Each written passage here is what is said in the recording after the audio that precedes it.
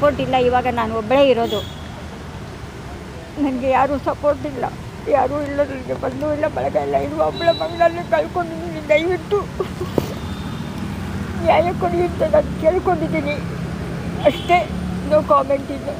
ಇದಕ್ಕಿಂತ ನಾನೇನು ಕೇಳೋಕ್ಕಾಗ್ತಾ ಇಲ್ಲ. ಏನು ಹೆಸರು? ಅನನ್ಯ ಭಟ್ ಅಂತ. ಎಲ್ಲಿ ಓದ್ತಾ ಇದ್ದೀರಿ ಮೇಡಮ್ ಅವರು? ಇಲ್ಲಿ MBBS ಮಣಿಪಾಲ್ ಕಸ್ತೂರ್ಬಾ ಹಾಸ್ಪಿಟ್ಲಲ್ಲಿ 6 ತಿಂಗಳು ಆಗಿದೆ ಅಷ್ಟೇ ಸೇರಿಸಿ. ತುಂಬ ಕಷ್ಟಪಟ್ಟು ಓದಿಸ್ತಾ ಇದ್ದೆ. ಇವತ್ತಿಲ್ಲ ಅವಳಿದ್ದಿದ್ರೆ ನಾನು ಇವತ್ತು ಕಷ್ಟಪಡಬೇಕಾಗಿದ್ದಿರಲಿಲ್ಲ. ಇವತ್ತು ಅವಳ ಆತ್ಮ ನನ್ನನ್ನು ಕಾಡ್ತಾ ಇದೆ. ಹಾಗಾಗಿ ಅವಳಿಗೊಂದು ಏನಾದರೂ ಒಂದು ಇದರಿಂದ ಸಿಕ್ಕಿದರೆ, ಅವಳ ಆಸ್ತಿ ಸಿಕ್ಕಿದರೆ ನನಗೆ ಪುಣ್ಯ ಬರುತ್ತೆ ಅಂತ ಹೇಳ್ಕೊಂಡು ನಾನು ಇವ್ರ ಹತ್ರ ಕೇಳಿದ್ದೀನಿ. ಆಯ್ತಮ್ಮ ಅಂತ ಹೇಳಿದ್ದಾರೆ. ಒಳ್ಳೆಯ ಒಪಿನಿಯನ್ ಕೊಟ್ಟಿದ್ದಾರೆ. ಅವರಿಗೂ ನಾನು ಚಿರಋಣಿ ಆಗಿರ್ತೀನಿ. ಇಷ್ಟೇ. ಏನು ಭಯ ಇತ್ತು ಮೇಡಮ್ 2003ರಿಂದ ಈ ವಿಚಾರವನ್ನು? ನನಗೆ ಯಾರೂ ಸಪೋರ್ಟ್ ಇಲ್ಲ ಸರ್. ಅವರನ್ನು ಎದುರಿಸುವ ಶಕ್ತಿ ನನ್ನ ಹತ್ರ ಇಲ್ಲ. ಅವ್ರ ಹತ್ರ ದುಡ್ಡಿದೆ, ನನ್ನ ಹತ್ರ ಎದುರಿಸುವ ಶಕ್ತಿ ಇಲ್ಲ ಸರ್. ನನಗೆ ಅವರನ್ನು ಎದುರಿಸುವಂಥ ಶಕ್ತಿ ನನ್ನ ಹತ್ರ ಇಲ್ಲ. ನಾನು ಒಂಟಿಯಾಗಿ ಹೋರಾಟ ಮಾಡಬೇಕು. ನನ್ನ ಹತ್ರ ಯಾವ ಬಲನೂ ಇಲ್ಲ, ಯಾರೂ ಇಲ್ಲ.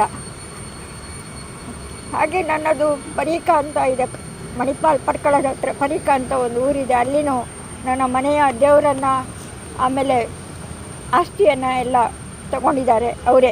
ಧರ್ಮಸ್ಥಳ ಹೆಗ್ಡೆಯವರು ತಗೊಂಡಿದ್ದಾರೆ. ನನ್ನ ತಂದೆಯ ಆಸ್ತಿ, ಅದು ಪಿತ್ರಾರ್ಜಿತ ಆಸ್ತಿ.